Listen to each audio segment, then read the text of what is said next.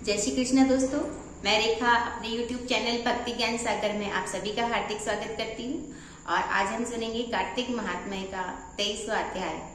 तो इस अध्याय को शुरू करने से पहले यदि आप मेरे चैनल पर नए हैं तो आप मेरे चैनल को सब्सक्राइब करके बेल आइकन का बटन जरूर दबाएं। इससे आगे आने वाले सभी व्रत त्योहार के नोटिफिकेशन सबसे पहले आपके पास आएंगे। तो चलिए शुरू करते हैं। बोली कार्तिक माता की जय। 23वां अध्याय।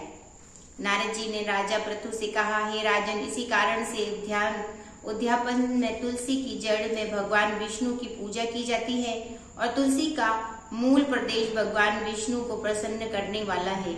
हे राजन, तुलसी का पौधा जिस घर में विद्यमान है वह घर तीर्थ स्वरूप है और उस घर में यम के दूत कभी नहीं आते और सब पापों का नाश करने वाला, अभिष्ट फल को देने वाला जो मनुष्य तुलसी का पौधा लगाता है वह यमराज को नहीं देखता। भगवती नर्मदा का दर्शन, गंगा स्नान व तुलसी के पौधे से का संसर्ग, यह तीनों एक पुण्यप्रद है। तुलसी का पौधा लगाने से, सींचने से, दर्शन से और तुलसी को छूने से कामिक, वाचिक, मानसिक आदि संपूर्ण पाप नष्ट हो जाते हैं।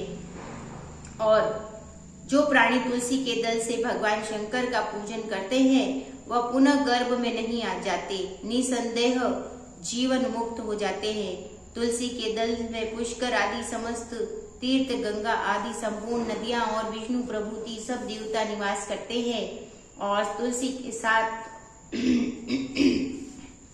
यानी तुलसी के पास जो अपना प्राण विसर्जन करता है वह चाहे कितना बड़ा पापी क्यों न हो, उसको यमराज नहीं देख सकते। हे राजन, जो लोग तुलसी के कष्ट का चंदन लगाते हैं वह सहज ही मोक्ष को प्राप्त हो जाते हैं और उनके द्वारा किए गए पाप भी उनके शरीर को स्पर्श नहीं कर पाते। हे राजन, जहाँ तुलसी के वन की छाया हो वहाँ पर पितरों के निमित्त दिया हुआ दान सर्वदा के लिए अक्षय होता है।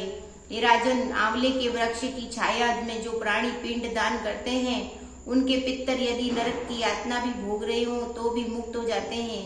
सिर, हाथ, मुंह और देह में जो आंवले का धारण करते हैं उनका विष्णु रूप जानना चाहिए। आंवले के फल और तुलसी के दलों को पानी में मिलाकर जो प्राणी स्नान करते हैं उनको गंगा स्नान का फल मिलता है।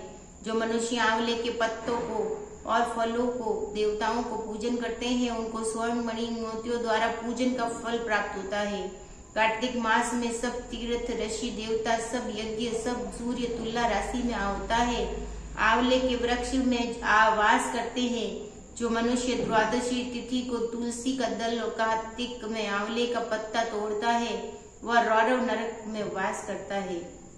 और जो कार्तिक में आंवले की छाया में बैठकर भोजन करता है उसके अंत संसर्ग में सब दोष नष्ट हो जाते हैं।